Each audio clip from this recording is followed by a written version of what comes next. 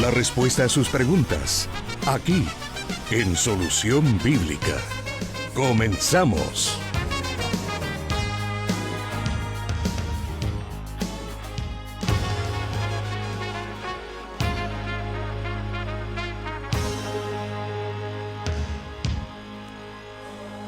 Siempre nos complace poder saludarle para poder compartir este programa Solución Bíblica y bueno, usted pueda tener la respuesta a sus inquietudes. Queremos saludarle desde Santa Ana, El Salvador, a todos aquellos que están pendientes a través del internet, a través de la app y también a todos los que están a través de la Corporación Cristiana de Radio. Gracias por dejarse acompañar con este espacio Solución Bíblica que ha sido creado desde sus inicios con el objetivo de poder atender aquellas inquietudes que surgen de la palabra de Dios. Y nos acompaña el pastor Jonathan Medrano, quien es el que da respuesta a estas inquietudes. Pastor, bienvenido, ¿cómo está? Muchas gracias, hermano Douglas. Bastante bien, gracias a Dios y agradecido con el Señor por la oportunidad que nos concede de volvernos a acercar a través de las ondas radiales de los medios de Corporación Cristiana de Radio y Televisión a través del programa Solución Bíblica. Damos gracias a Dios por esta bendición que tenemos. Claro que sí, y queremos agradecerle a usted, querido oyente, que nos escucha y nos ve también a través de las redes sociales. Le agradecemos y esperamos que si usted tiene alguna pregunta, ha tenido ahí quizás alguna inquietud mientras lee la Biblia o alguna situación de la vida cristiana que a veces necesita una orientación, pues el pastor Jonathan Medrano con gusto dará respuesta a su inquietud. Así que estamos a la orden en este programa.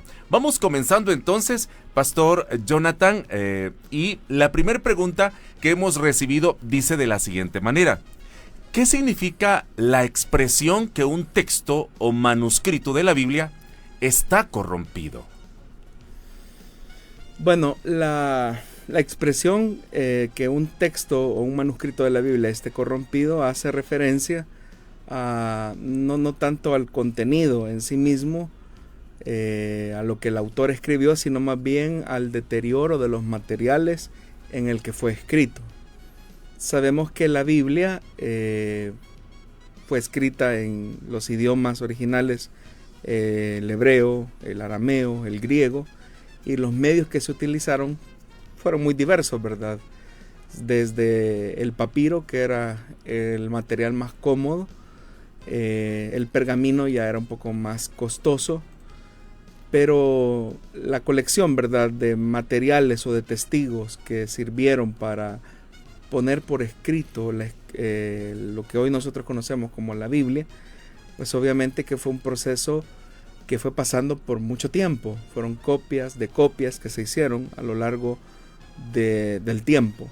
Ahora, obviamente que aunque se hicieron los esfuerzos por preservar estas copias, en algunas ocasiones los materiales sufrieron algún tipo de deterioro, y a ese deterioro que sufrió el material por el desgaste del tiempo, por el paso lógico del tiempo, es cuando se llega a la conclusión de considerarlo como un documento que se corrompió, ¿verdad? Pero no tanto por el mensaje, sino más bien por el desgaste del material con el que fue hecho. Ahora, ¿qué significa esto? Que en el momento en el que los traductores utilizan estas copias, tienen que valerse de otros testigos. ¿A qué nos referimos con testigos? A otros manuscritos sobre el mismo pasaje de la Biblia en cuestión que se pretende traducir. Sin embargo, hay pasajes de la Biblia que muestran estos pequeños deterioros, y entonces ahí es donde se requiere la utilización de otro tipo de manuscritos para tratar la manera de traducir y trasladar al lector aquello que el escritor quiso transmitir cuando colocó esas palabras en dichos materiales. En ocasiones, como repito, es bastante fácil, ¿verdad? Porque solamente se recurre a otros testigos, a otras variantes, y así se va reconstruyendo la idea, especialmente en aquellos espacios donde no se encuentra o no hay tanta claridad de lo que ese testigo está diciendo o lo que de ese manuscrito está diciendo. Entonces, cuando se comienzan a cotejar los materiales, uno encuentra que esas variantes textuales sirven para armonizar el contenido y de alguna manera eso pues le sirve a los traductores pues para acercarse lo más fidedignamente posible a lo que el escritor original quiso decir. Pero por eso es que las copias que se tienen de tanto del Nuevo como del Antiguo Testamento, hablo de los manuscritos, sirven precisamente con esa finalidad. Y hay que recordar que la antigüedad de muchos de estos materiales pues data prácticamente de muchos siglos, ¿no? Entonces con el recorrer del tiempo pues estos han sufrido algún tipo de deterioro. Con el hallazgo de los manuscritos del Mar Muerto, se consideraba que ahí finalmente se iba a demostrar la malversación que se había hecho de muchas traducciones de la Biblia. Y para sorpresa de muchos, los manuscritos que se encontraron en las cuevas de Qumran vinieron solamente a ratificar que la Biblia sigue siendo el libro por excelencia más fidedigno, más apegado a lo que los escritores originales quisieron colocar o quisieron transmitir en sus manuscritos. Obviamente que sí hubo algunas variaciones, pero esas variaciones fueron muy mínimas, que no sobrepasan ni el 3% de la totalidad del texto, ¿verdad? Entonces, pero son variantes, ¿verdad? De temas más que todo, de traducción más que todo, en cuanto a entender algunas palabras. Especialmente hay muchos problemas con el tema de los colores, las cantidades a veces. Es decir, son cosas que no son tan relevantes, pero el contenido central de la escritura se preservó y se sigue preservando en el tiempo, y en la medida en que una traducción es más reciente, esta tiene como propósito acercarse lo más posible a lo que los hagiógrafos quisieron transmitir en su momento. Hay que tener cuidado entonces, pastor, porque fácilmente podríamos caer en el entendido de que cuando se habla de corrompido hubo alguna falta, una frase, o se añadió texto posterior, o una palabra fue cambiada por otra similar, no sé, podríamos pensar eso, ¿verdad? O se insertó un comentario dogmático posterior, etcétera, pero no, tiene que ver con la forma en que ha sido preservado los manuscritos antiguos. Es correcto, o sea, como son materiales, ¿verdad, hermano? Muy sencillos, materiales básicamente orgánicos, ¿verdad? O sea, sí. El papiro precisamente se saca de un junco que crece normalmente a las orillas del río Nilo. Bueno, incluso se pueden sembrar en algunas partes, ¿verdad? Y de la planta del papiro, de esas vainas de papiro se extraen las láminas que van a formar precisamente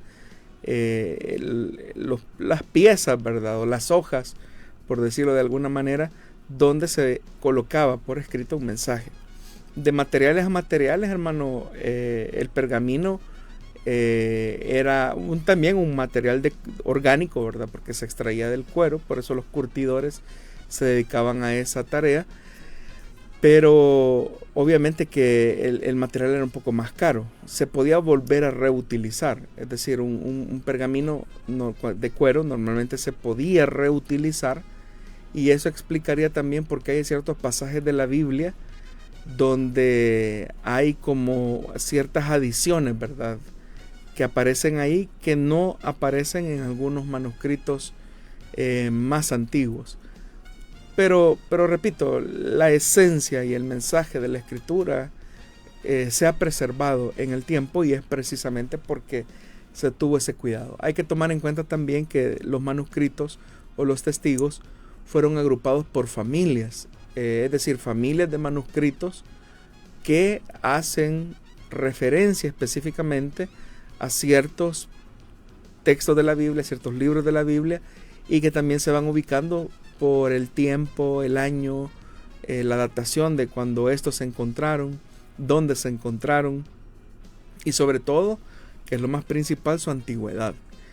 Hay manuscritos que los más antiguos, datan del siglo IV de la era cristiana, en el caso de algunos libros del Nuevo Testamento.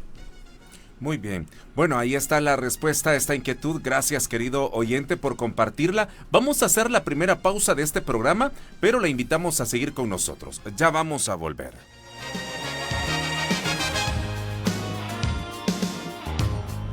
Solución Bíblica, con el pastor Jonathan Medrano, desde Plenitud Radio para El Salvador y el mundo.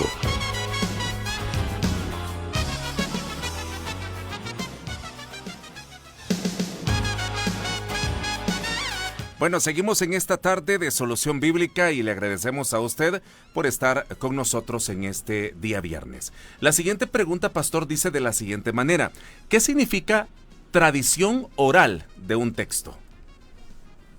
Bueno, es un poco general la pregunta, pero al hablar acerca de la redacción y la composición de la escritura, hay que entender todo el proceso por el que se dio esa línea dinámica de revelación de Dios en las escrituras. Cuando Dios inspiró a los hagiógrafos, es decir, a los escritores de la Biblia, uno a veces tiende a pensar algunas cosas equivocadas, como por ejemplo el hecho que el Espíritu Santo les iba dictando palabra por palabra, coma por coma, a los escritores de la Biblia. Incluso hay una serie muy famosa llamada The Chosen, ¿verdad? Muy buena, por cierto, pero con algunos elementos que no son tan precisos. Por ejemplo, en esta serie se habla acerca de que los discípulos, como Mateo, andaba, por ejemplo, con papiros escribiendo lo que Jesús estaba haciendo, o que Juan, por ejemplo, también estaba escribiendo su evangelio, y da la impresión como que los discípulos eso hacían, ¿verdad? Escribir. Pero no, el proceso no fue así. No es que ellos finalmente como testigos iban redactando o escribiendo lo que iban viendo, en este caso con el Señor Jesús. Lo que sucedió es que en el momento en el que se vivieron las cosas, quizás nadie tuvo la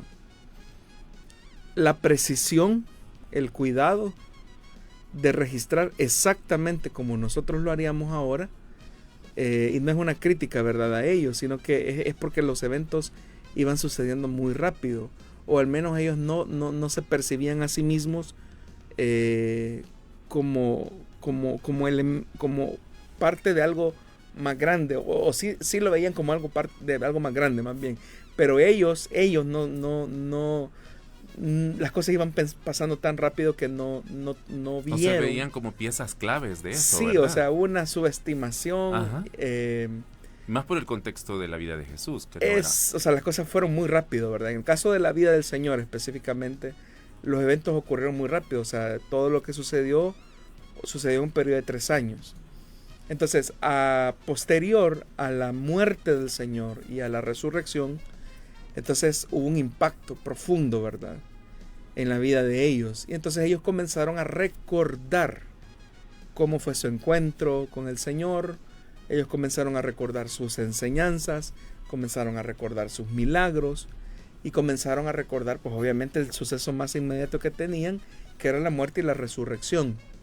De hecho, hermano, se sabe que los primeros relatos que comenzaron a escribirse fueron los relatos de la crucifixión y la resurrección. Es decir, fueron los elementos primeros que se colocaron, porque a la iglesia lo que le interesaba testificar era que Jesús se había levantado entre los muertos.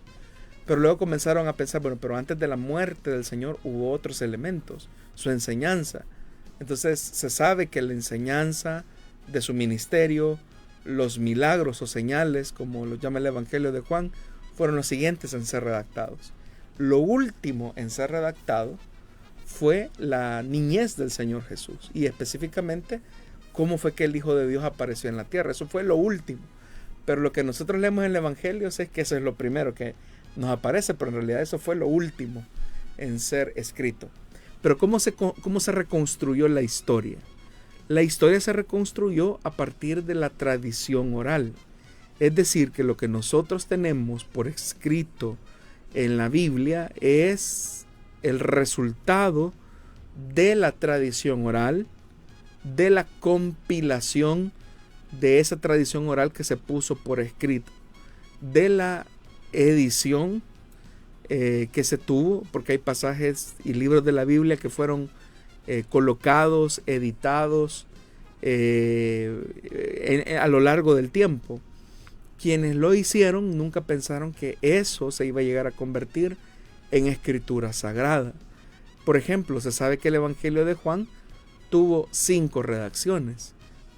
Todos sabemos que el Evangelio de Juan tiene 21 capítulos, y en realidad el Evangelio de Juan termina hasta el capítulo 20, pero hay un capítulo 21 que se añade, es decir, esa adición que se agrega al Evangelio de Juan fue posterior y responde a una realidad específica de las comunidades cristianas, en este caso de las comunidades del discípulo amado o de las comunidades joánicas.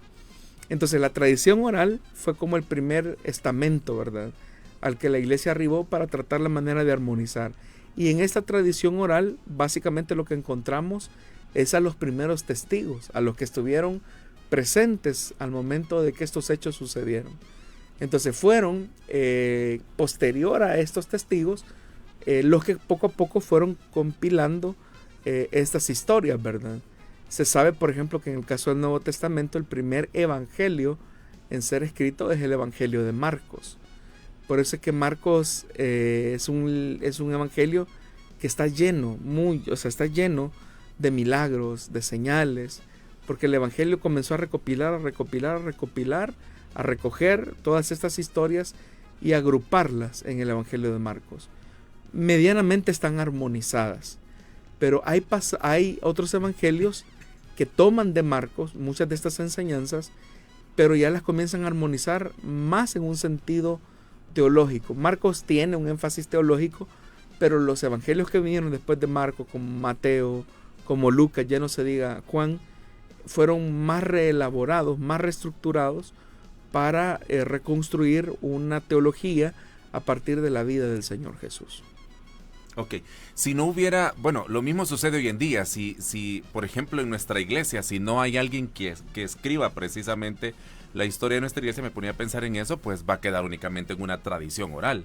Sí, a eso se refiere, ¿verdad? Es correcto. Vamos a ir contando de generación en generación los hechos que han sucedido, y algunos que tal vez tienen una buena memoria, pues van a acertar con algunas fechas.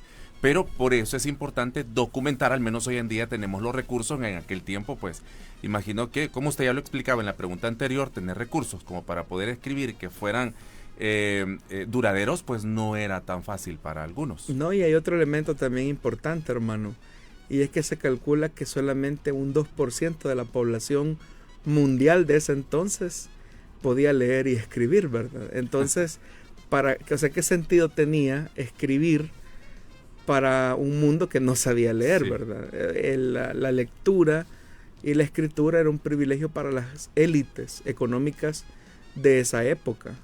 Entonces un 2% de la población era prácticamente un privilegio reservado para las élites.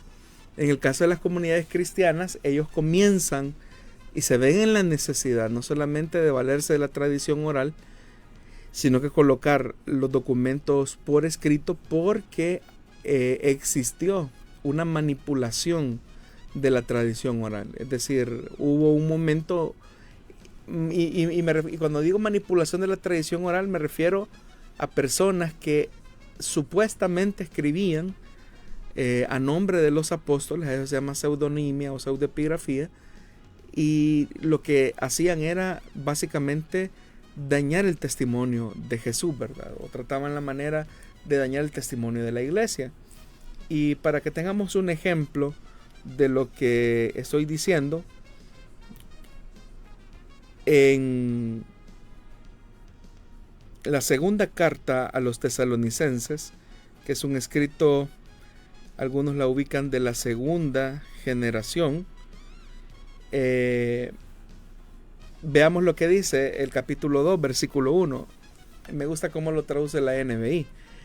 Dice: ahora bien, hermanos, en cuanto a la venida de nuestro Señor Jesucristo y a nuestra reunión con Él, les pedimos que no pierdan la cabeza, ni se alarmen por ciertas profecías, ni por mensajes orales o escritos supuestamente nuestros que digan: ya llegó el día del Señor.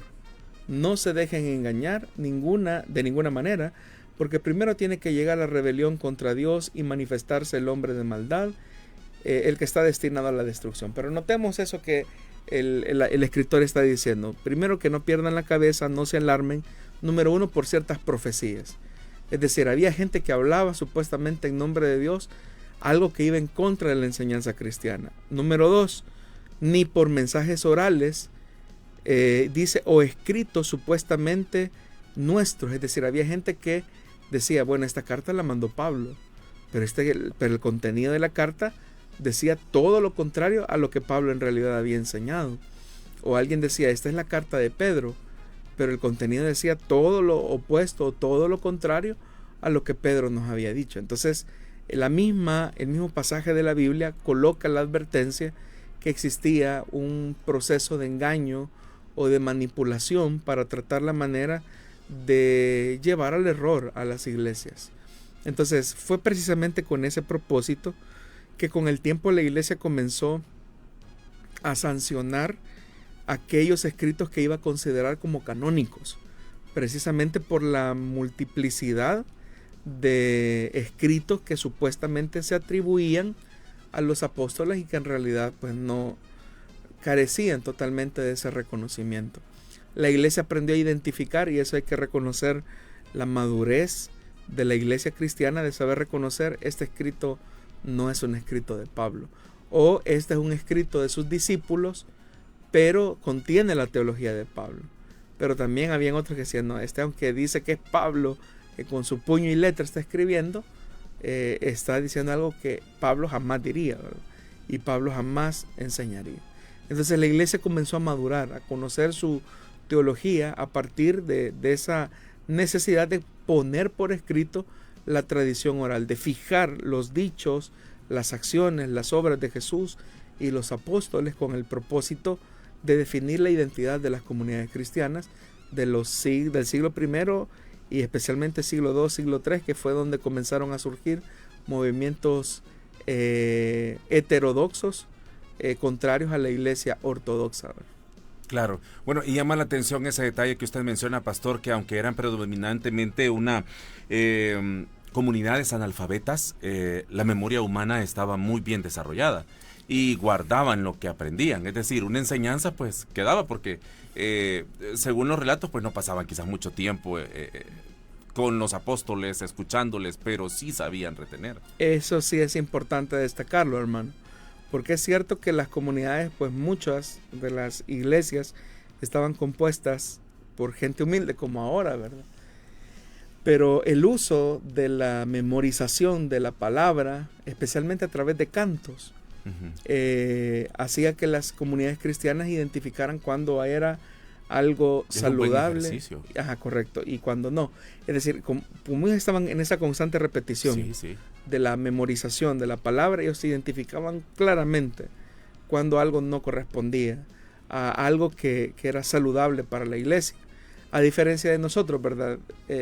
Solo para poner un ejemplo práctico de nuestra era. No sé si usted se recuerda que antes de los teléfonos celulares, pues las personas tenían que aprender a memorizar los números de teléfono de su casa, números de teléfono de sus trabajos, de sus amigos, de sus familiares, de sus cónyuges, de sus hijos, etc. Yo todavía me recuerdo el número de teléfono de la casa donde viví por muchos años con mis papás. O sea, todavía lo recuerdo, ¿verdad? Pero en ocasiones, si usted me pregunta el número de teléfono de mi papá, de mi mamá, de mi esposa, yo no me recuerdo. ¿Por qué? Porque de alguna manera nos hemos acostumbrado a que el dispositivo móvil hace ese trabajo de memoria, ¿verdad? Y yo creo que los oyentes van a coincidir conmigo que antes de los dispositivos móviles nosotros utilizábamos más la memorización. Entonces, en aquella época donde las iglesias no tenían acceso, muchos de ellos, a manuscritos, o si los tenían, estos manuscritos no eran de uso privado, ¿verdad? O sea, una carta, un evangelio, no era, bueno, este es mío y me lo llevo, no, era un evangelio en la comunidad. Entonces lo que se hacía era que se copiaba ese manuscrito y se intercambiaba por otro manuscrito de otra iglesia. De tal manera que las iglesias iban armando poco a poco su biblioteca, ¿verdad? Entonces, cuando se daban las reuniones de célula o las reuniones en las casas, lo que se hacía era una lectura comunitaria. Era una lectura que se hacía para todos. Por eso es que cuando vemos que el escritor, en este caso Pablo, le da la recomendación a Timoteo que se dedique a la enseñanza y a la lectura, pues uno piensa que quizás Pablo le está diciendo a Timoteo, lee, ¿verdad? Pero la lectura más en un sentido más privado. Pero no era así, era una lectura comunitaria. Entonces, cuando se leía, por ejemplo, la carta en Corinto, y en esa carta se hablaba del informe de la familia de los de Cloé, todos escuchaban ahí lo que Pablo había escrito de los de Cloé y de lo que se estaba viviendo al interior de la iglesia. Entonces, porque eran lecturas comunitarias. Entonces, pero era parte del proceso de la enseñanza y de la dinámica y del culto cristiano. Excelente. Bueno, vamos a quedar hasta acá. Me surgía algo más, pero quizás solamente ahí brevemente, hermano, es que a pesar de que era una comunidad que usted dice, y bueno, según la historia eran analfabetas, pero el lenguaje que utilizaba Pablo y la manera en que expresaba asuntos teológicos tan profundos que ahora nos cuesta entender, ¿para ellos era así también o lo entendían fácilmente? Por ejemplo, hablar de Romanos. Bueno, vamos, ahí es interesante la pregunta, hermano Douglas.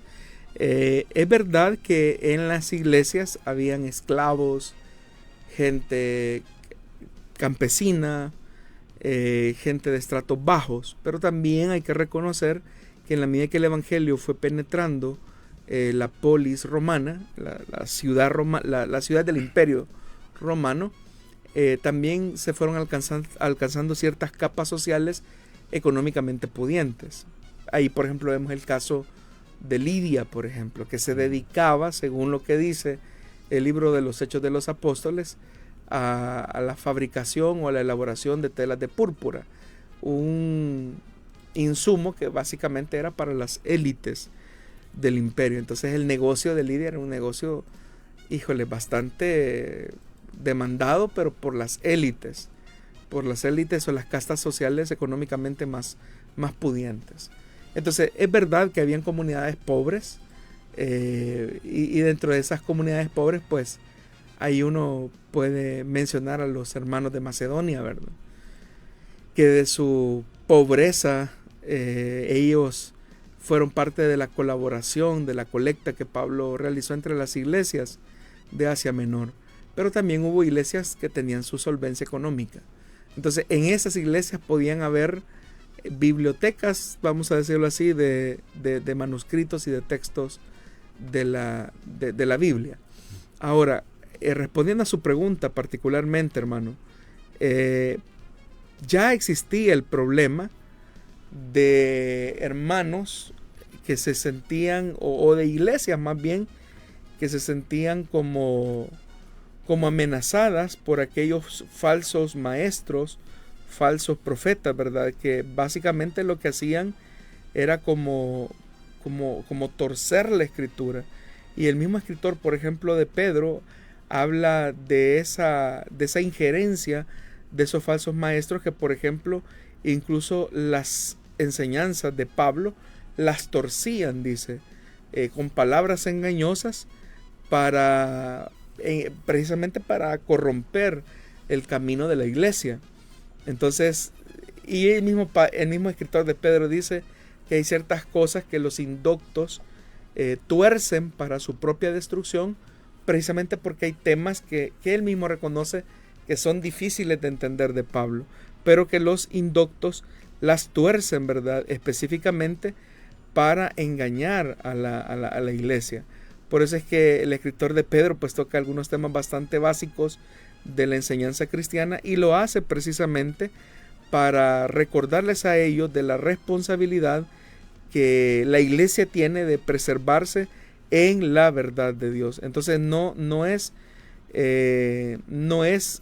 extraño que en la época también de la iglesia primitiva se encontraban estos falsos maestros tratando la manera de tergiversar algunas enseñanzas, como las de Pablo, por ejemplo.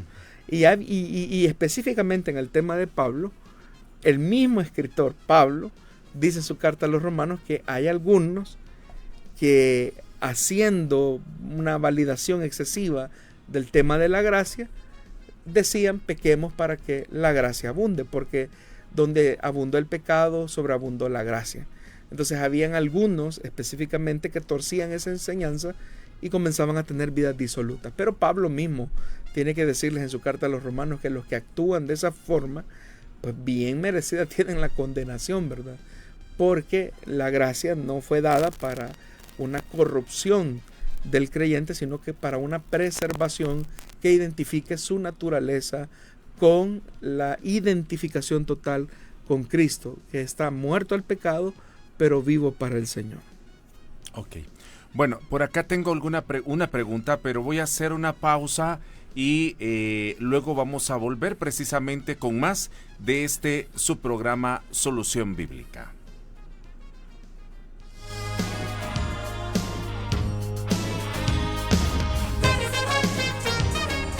Solución Bíblica, con el pastor Jonathan Medrano, desde Plenitud Radio para El Salvador y el mundo.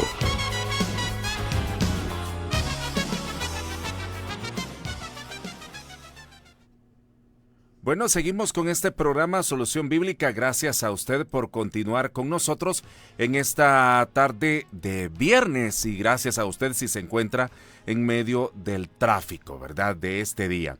Bueno, con respecto a lo que usted estaba hablando, pastor, Cris Álvarez dice, quizás algo para agregar respecto a la tradición oral sería que no pasó mucho tiempo desde los acontecimientos originales para que lo transmitido originalmente entre los primeros cristianos fuera registrado por escrito. No sé si él lo comenta o lo pregunta, pero sería muy bueno aclarar cuánto tiempo pasó. Y segundo, aquí también preguntan, ¿qué opina del uso de las IA en el estudio bíblico? Para poder ahora como facilitar la estructuración de un estudio bíblico. Bueno, con respecto a lo primero, ¿cuánto tiempo pasó? En algunos casos es bastante fácil identificarlo, en otros es un poco más difícil. Por ejemplo, dijimos que el primer evangelio en ser escrito fue el evangelio de Marcos. Y el evangelio de Marcos algunos lo ubican entre el año 56, año 58 ya de la era cristiana. Pero ¿cuánto tiempo habían pasado desde el año 33 al 56, 58? Estamos hablando de que mínimamente habían pasado ya más de 20 años, ¿verdad? Desde que los hechos sucedieron. En el caso del evangelio de Mateo, el evangelio de Lucas, algunos lo ubican entre el año 85, año 86. Ahí el tiempo es más largo, casi de 50. Y el último de los evangelios en ser escrito, que fue el evangelio de Juan, en la década del 90. ¿Cuánto tiempo había pasado ahí? Casi 60 años, ¿verdad? Entonces, ¿pero qué fue lo que permitió de alguna manera la fidelidad al contenido de la enseñanza? Aquí hay que mencionar con claridad que hay ciertas imprecisiones, por ejemplo, en cuanto a algunos detalles, pero que son detalles más que son de forma, pero no de contenido, no de sustancia. Por ejemplo, Mateo habla del Sermón del Monte, porque se entiende que Jesús dio esa enseñanza en un monte, ¿verdad? Pero el Evangelio de Lucas refiere al Sermón del Llano. Pero entre un monte y un llano hay una gran diferencia, ¿no? Entonces hay gente que dice, bueno, ya ve, la Biblia se contradice, ¿verdad? Porque en uno dice que es del monte, es que estaba en un monte, y en otro en un llano. Entonces, ¿qué es lo correcto? O sea, no tiene importancia ese detalle, dónde lo dijo, sino lo que dijo, ¿verdad? Uh-huh. Que ahí es donde está lo importante del contenido. Eso solo por poner un ejemplo. Por ejemplo, el otro tema se llama, en cuanto al tema del lugar, Marcos, por ejemplo, se sabe que tiene muchas imprecisiones, pero hay algunos elementos que la Biblia identifica como al llamar al lago al lago de Galilea se le llama mar. Entonces ahí nosotros sabemos que hay una diferencia clara entre un mar y un lago, pero en algunos escritores se habla del mar de Galilea, ¿verdad? Entonces, pero no es un lago en realidad. Lo único que para esa época las personas divisaban ese lago como un mar. Entonces, pero ¿qué es lo correcto? ¿Mar o lago? Entonces, al ver ese tipo de cosas, las personas llegan a la conclusión y dicen, vemos en la Biblia una contrariedad. Pero esos elementos en realidad no cambian en esencia el contenido de su enseñanza ni la validez del mensaje bíblico. Por eso es que se vuelve necesario que nosotros estemos muy claros en cuanto al reconocimiento de la revelación de Dios, de la inspiración de las Escrituras y de ese proceso que fue dando vida a lo que hoy nosotros conocemos como la Biblia. Ok. Y la otra pregunta, el uso de las IA. ¿Qué piensa usted el uso de las IA para el estudio bíblico? Yo no dudo que los recursos tecnológicos de hoy en día pueden facilitarles algunas tareas a las personas. Sin embargo, es importante, ¿verdad?, que reconozcamos que en cuanto a la preparación de una enseñanza, pues eso es algo que no se le puede confiar a la inteligencia artificial. Es todo lo opuesto. Debe de existir una actitud de humildad de los predicadores, de saber qué es lo que Dios quiere decirle, qué es lo que Dios quiere comunicarle a su pueblo. No debe de ser un recurso que se abuse. Yo no digo que no se pueda precisar en cuanto a alguna búsqueda de alguna palabra. Por ejemplo, en cuanto al uso del idioma griego y hebreo, existen ciertas aplicaciones que pueden ayudarnos a tener un estudio un poco más profundo de la gramática hebrea, griega, ¿verdad? O incluso de algunas traducciones, la historia de por qué la crítica textual identifica ese texto como reconstruido para reconocer las variantes textuales que hay detrás de ese texto. Son elementos, digamos, que a través de la inteligencia artificial se podrían comenzar a utilizar. Pero en cuanto al tema de la enseñanza propiamente, de la predicación de la palabra, es algo que no va con el contenido y la esencia bíblica del llamado de los predicadores. Yo sé que fácilmente la IA puede estructurar un mensaje, puede estructurar una enseñanza, pero esto va a carecer del significado real que el Espíritu Santo imprime cuando habla directamente por la Escritura al hombre que tiene la responsabilidad de comunicar un rema de parte de Dios a la grey de Dios. Muy bien, bueno, ahí está esa respuesta para que nuestro oyente pues pueda contar, ¿verdad?, con el punto de vista, ¿verdad?, que nos comparte el pastor Jonathan con respecto a esto. Pero vamos a la siguiente pregunta, pastor, que se ha recibido para el programa y dice de la siguiente manera: ¿puede una persona que está en una situación de pecado orar por conversión de un amigo en una célula? Bueno, en una célula el objetivo principal es que los amigos puedan ser alcanzados con el mensaje del Evangelio, que se pueda producir la comunión los unos con los otros, pero hay ciertas funciones específicas que son las que cubren los líderes y las lideresas. En el caso específico de una ministración, vamos a decirlo así, por conversión, es una tarea que el líder debe de desempeñar, y esta no debe de ser asignada a cualquier persona, porque estamos hablando de conducir correctamente a un nuevo creyente a través de la ministración en una oración honesta, sincera, que refleje los contenidos que la palabra de Dios menciona acerca del arrepentimiento y de la conversión. Entonces es una tarea que especialmente los líderes deben de tener cuidado. Ahora, yo no digo, ¿verdad?, que una persona que está en una situación de pecado no pueda orar y que su oración no va a ser válida delante de Dios, por la situación en la que se encuentra, o que no lo puede hacer porque esa condición puede contaminar de pecado a la otra persona, puede impedir. No, yo no estoy diciendo eso, pero para efectos didácticos, vamos a decirlo, pedagógicos, es importante pues que la persona que se convierta entienda, ¿verdad?, que hay un orden al interior de la célula donde el líder cumple una tarea importante, no solamente de transmitir y enseñar el mensaje del evangelio, sino que también de conducir correctamente hacia ese arrepentimiento, hacia una conversión auténtica, a esa persona que voluntariamente ha decidido reconocer a Jesús como Señor y Salvador.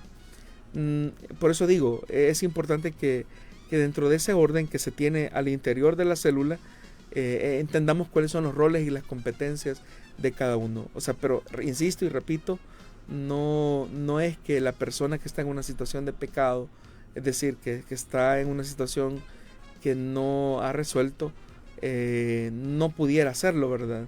Recuerdo, por mencionar un ejemplo, recuerdo a una persona que un día él estaba mal con Dios, o sea, se había alejado del Señor, pero por alguna razón se puso a hablar con un amigo, y en la medida en que este amigo iba escuchando el mensaje del evangelio por un hermano que no estaba bien espiritualmente y que se había alejado de la iglesia, esa persona llegó al conocimiento del evangelio. Entonces la persona a la que él estaba evangelizando, estando en una situación mal con el Señor, finalmente le dijo: yo quiero entregarle mi vida a Cristo, puedes orar por mí, ¿verdad? Ahí era un caso muy diferente, ¿no? La misma persona dijo: qué barbaridad, ¿verdad? Yo ando predicando, evangelicé a esta persona de Cristo y yo estoy mal con el Señor. Pero no iba a dejar pasar la oportunidad, entonces él comenzó a orar por su compañero de trabajo en su hora de almuerzo. Ese es un caso excepcional, ¿verdad? Pero en la célula ya hay roles definidos que deben de respetarse en aras de que las personas comprendan, ¿verdad?, que hay ciertas responsabilidades y privilegios que ameritan un cumplimiento específicamente por aquellas personas que han sido delegadas por la iglesia local para fungir determinados privilegios. Muy bien. Bueno, vamos a hacer una pausa más. Queremos agradecerle a usted que ha dejado ahí sus comentarios. Gracias por estar disfrutando del programa Solución Bíblica. Dice Ana Campos: necesitamos aprender de muchas cosas de la palabra de Dios. Claro que sí, hermana, y agradecemos a usted por disponerse a aprender junto a nosotros. Vamos a la pausa y ya volvemos.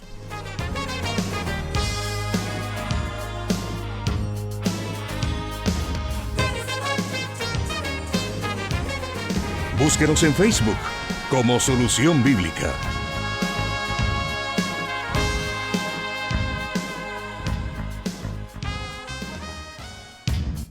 Y siempre es un gusto poder seguirle acompañando en este programa Solución Bíblica. Y vamos a la siguiente pregunta para el programa de hoy. Pastor, ¿qué significa la expresión ríos de agua viva que le dijo Jesús a la mujer samaritana? Bueno, para responder a esa pregunta hay que encontrarnos en ese pasaje, ¿verdad?, en el Evangelio de Juan, capítulo 4, que es el momento en el que Jesús se acerca a Samaria, y él o sea, claramente el pasaje nos lo dice que era necesario que Jesús pasara por ahí. Entonces se acerca y le dice a la mujer: dame un poco de agua. Todos recordamos ese diálogo, que los discípulos se habían ido a comprar comida, en tanto que Jesús se encuentra en el pozo de Jacob. Jesús le hace esa solicitud a la mujer samaritana porque piensa romper una costumbre de la época. Número uno, que judíos y samaritanos no se llevaban. Número dos, que era algo impropio que un maestro se acercara a una mujer a enseñar. Era algo inmoral. Pero a eso hay que agregarle que esta es una mujer, aparte de samaritana, ser mujer, era una mujer con una reputación dudosa. Entonces la mujer le responde: ¿cómo se te ocurre pedirme agua si tú eres judío y yo soy samaritano? Y ahí el Señor aprovecha y le dice: si supieras lo que Dios puede dar y conocieras al que te está pidiendo agua, tú le habrías pedido a él y él te habría dado agua viva. Agua viva, es la primera vez que aparece la expresión agua viva. Y la mujer le dice, mira Señor, pero si tú ni siquiera tienes con qué sacar el agua del pozo, ¿de dónde vas a sacar esa agua viva que me estás ofreciendo? Y le hace la primera pregunta, ¿acaso tú eres superior a nuestro padre Jacob, que nos dio este pozo del cual bebemos ahora sus descendientes y el ganado? Y ahí entonces Jesús explica el significado del agua viva. Él dice, todo el que beba de esta agua, es decir, hablando, usando el símbolo del agua de Jacob, del agua de la tradición, el que beba de la tradición siempre va a tener sed, pero el que beba del agua que yo le doy, es decir, es un agua distinta, dice, jamás volverá a tener sed. Y ahí viene la expresión, sino que dentro de él esa agua se convertirá en un manantial del que brotará vida eterna. Eso es lo que traduce acá en este caso la Nueva Versión Internacional. Y en la Reina Valera, que es la con la que normalmente nosotros estamos más identificados, dice que el agua que yo le daré será en él, dice, una fuente de agua que salte para vida eterna. Entonces la expresión agua viva hace referencia a que es una agua que calma totalmente la sed. ¿A qué agua se está refiriendo? Veamos lo que dice. La mujer le dijo, Señor, dame esa agua para que no tenga yo sed, ni venga a sacarla de este pozo. Hasta ese momento la mujer samaritana no del todo le ha entendido la expresión que Jesús está utilizando. Entonces, pero Jesús le dice, ok, tú quieres beber de esa agua de vida. Entonces ve y llama a tu esposo y vuelve acá. La solicitud de Jesús por el esposo tenía que ver con el elemento que él va a utilizar como el símbolo o la manera en la que la mujer ha estado intentando calmar su sed. Una sed que tiene de Dios. Y la mujer le dice, no tengo esposo. Y es la expresión que Jesús le dice, bien has dicho, porque el esposo que ahora tienes ni siquiera es tu marido, porque has tenido 5 maridos y aún el que ahora tienes no es tu marido, así que has dicho la verdad. Ahí está el tema. La mujer ha estado intentando calmar su sed con relaciones fallidas, y por eso es que vuelve una y otra vez a cometer el mismo error. Tener 5 relaciones fallidas habla de que hay algo que no está bien. Entonces la mujer está mitigando su sed espiritual a través de las relaciones que ha establecido con estos hombres. O sea, en ningún momento Jesús le pide a la mujer que traiga a su marido con el propósito de avergonzarla o de exhibir su pecado, sino más bien de exponer la realidad. Tú quieres que yo te dé del agua de vida, tienes que entender que ya no vas a tener o vas a intentar calmar tu sed con la forma en la que lo has estado haciendo por todos estos años. Entonces el Señor Jesús pues continúa con el diálogo y la mujer ya comienza a entender. Él le dice, mira Señor, nuestros antepasados nos dijeron que adoráramos en este monte, pero ustedes los judíos dicen que hay que adorar en Jerusalén. Y el Señor le responde, mira mujer, ya viene la hora, le dice, que ni en este monte ni en Jerusalén se adorará. Y el problema de ustedes, le dice, es que ustedes adoran lo que no conocen. Y nosotros adoramos lo que conocemos, porque la salvación viene de los judíos. Pero se acerca la hora y ha llegado ya en que los verdaderos adoradores rendirán culto al Padre en espíritu y en verdad, porque así quiere el Padre que lo adoren. Dios es espíritu y quienes lo adoran deben de hacerlo en espíritu y en verdad. Ahí Jesús está declarando en realidad entonces que la verdadera relación con Dios surge de haber mitigado la sed con el agua viva, y esa agua viva viene de Dios. Entonces significa que hay una sed humana que solo Dios puede llenar, y es cuando tenemos una relación real con Dios que nuestra sed humana finalmente es saciada. Entonces la expresión agua viva tiene que ver precisamente con la morada del Espíritu Santo en el creyente, que ha producido una nueva naturaleza que lo hace depender totalmente de Dios. Esa agua viva es la que calma nuestra sed, de tal forma que el cristiano, por ejemplo, no tiene necesidad de aditivos o de elementos extra que lo conduzcan a buscar otro tipo de alternativas espirituales para mitigar la sed. Jesús es suficiente, porque Jesús es esa agua viva que ha provisto para calmar la sed de todos aquellos que tenemos una necesidad de Dios. Y llama la atención, pastor, que esa agua viva es precisamente, ¿verdad? No es algo que solo se acumula, sino que es un manantial que brota. Está fluyendo. E inunda. Y llama la atención, ¿verdad? Es decir, no es una bendición estática el hecho de que la mujer lo comprendió, porque inmediatamente brotó hacia los demás y ella fue a la ciudad a compartir el evangelio. Algo que nosotros deberíamos de compartir, que saber que si el Señor ha saciado nuestra sed, pues tendríamos que ser testigos y compartirlo con otros. No podemos retener esa agua viva, por eso es que se convierte en un manantial, ¿verdad? Que está fluyendo. Es decir, porque la experiencia que nosotros hemos tenido con Jesús, así como el impacto que generó el encuentro de Jesús con la mujer samaritana, o sea, fue profundo al punto que esa mujer se siente motivada y decir, creo que he encontrado al hombre del que hablaban los profetas. Esa misma experiencia es la que debe de impulsarnos a nosotros a la tarea de evangelización. Muy bien. Bueno, pastor, gracias, y queremos agradecer a nuestra audiencia por haber estado en sintonía de este programa. Pues el tiempo se nos terminó. Quedan aún preguntas, pero le invitamos a no perderse la próxima edición de Solución Bíblica para que juntos podamos seguir aprendiendo a la luz de la palabra de Dios. Pastor Jonathan, muchas gracias.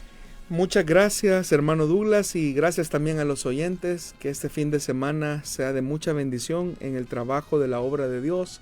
Recordemos que lo que hacemos lo hacemos para el Señor, no para los hombres, y esto nos debe de motivar a entender cada día que al trabajar de esa manera tan tesonera, lograremos el objetivo, que es evangelizar al mundo para Jesús, hacer de ellos discípulos, que fue la gran comisión que Él nos delegó. Muy bien, gracias también a los oyentes que han estado pendientes a través de las otras emisoras de Corporación Cristiana de Radio. Que Dios les bendiga.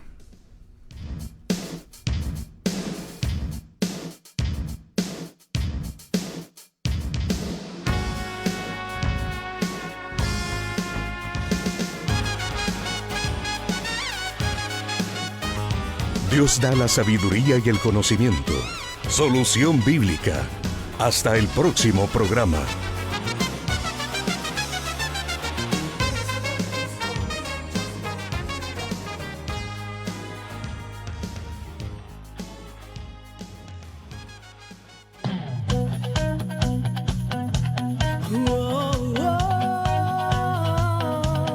Plenitud Radio, voz de salvación, vida plena.